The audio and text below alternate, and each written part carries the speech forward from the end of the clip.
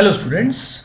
Previous video में आप लोगों ने जाना था कि रिएक्शन में बॉन्ड ब्रेकिंग कितने टाइप्स का होता है, हेट्रोलिटिक बॉन्ड ब्रेकिंग कैसे होता है, होमोलिटिक बॉन्ड ब्रेकिंग कैसे होता है।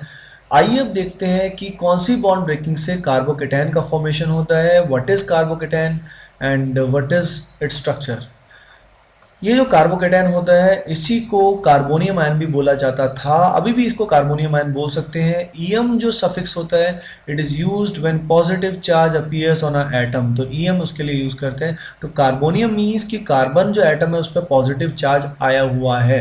तो आइए देखते हैं how carbonium ion is formed and what is carbonium ion. तो देखिए यहाँ हमने लिया है क्लोरोमीथेन को। अगर यहाँ पे कार्बन और क्लोरीन के बॉन्ड को देखा जाए तो it is a polar covalent bond, जिसमें ये जो बॉन्ड पेयर है ये पहले से ही क्लोरीन की तरफ थोड़ा सा शिफ्टेड है, जिस कारण क्लोरीन पे पार्शियल नेगेटिव है और कार्बन पे पार्शियल पॉजिटिव है। रिएक्शन में ऐसे कंडीशंस इंड्यूस हुए, ऐसे कंडीशंस बनाए गए कि धीरे धीरे ये दोनों इलेक्ट्रॉन्स क्लोरीन के पास मूव कर गए, जिससे यहाँ बनेगा CH3 पॉजिटिव और साथ में होगा Cl नेगेटिव। ये जो CH3 पॉजिटिव स्पीसी है, ये जो मिथाइल है, इसको बोलते हैं मिथाइल कार्बोकेटायन। इसको कार्बोकेटायन क्यों बोला, why it is known as carbocation, क्योंकि कार्बन का ये केटायन है, hence it is known as carbocation. Now the next question is why this charge, ये जो पॉजिटिव चार्ज है ये क्या शो कर रहा है, वाई पॉजिटिव चार्ज अपीयर्स।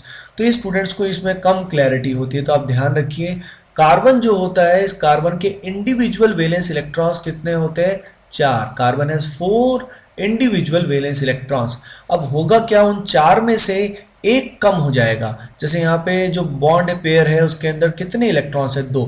तो जब क्लोरीन दोनों इलेक्ट्रॉन को अपने साथ ले गया तो जो कार्बन है उसके हिस्से का इलेक्ट्रॉन भी वो अपने साथ कैरी करके चला गया, जिस कारण इस कार्बन पे +1 यूनिट चार्ज आया। यानी +1 यूनिट चार्ज क्या बता रहा है, ये बता रहा है डेफिशिएंसी ऑफ 1 इलेक्ट्रॉन।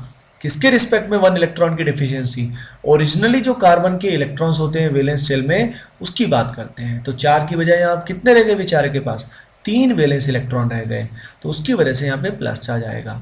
तो ये जो कार्बोकेटायन है ध्यान से देखिए, it is a electron deficient स्पीसी। ये क्या होता है, इलेक्ट्रॉन डेफिशिएंट यूनिट होता है, जिसकी ऑक्टेट जो होती है वो क्या होती है, इनकम्प्लीट होती है। The octet is incomplete.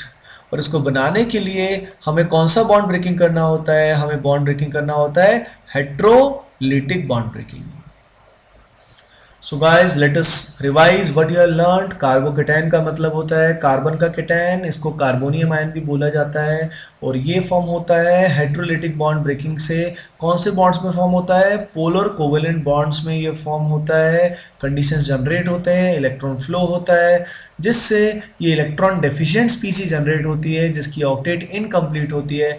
उसमें कार्बन पे प्लस चार्ज क्यों आता है, क्योंकि यहाँ पे डेफिशिएंसी किसकी है, एक इलेक्ट्रॉन की डेफिशिएंसी है। अगले शॉर्ट वीडियो में we will know about carbon ion क्या होता है, और उससे अगले वीडियो में वी विल नो कि फ्री रेडिकल फॉर्मेशन कैसे होता है और वो क्या होता है। I hope you like the video guys, please share and subscribe. Thank you.